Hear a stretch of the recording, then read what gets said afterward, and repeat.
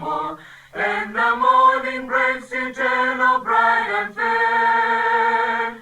When the set of earth shall gather over on the other shore, and the roar is gone up yonder, I'll be there.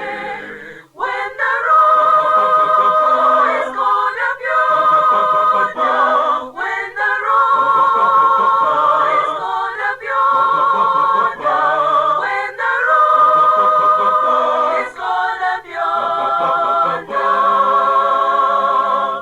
when the roar is gone up yonder, I'll be there. Let us labor for the master from the dawn to setting sun. Let us talk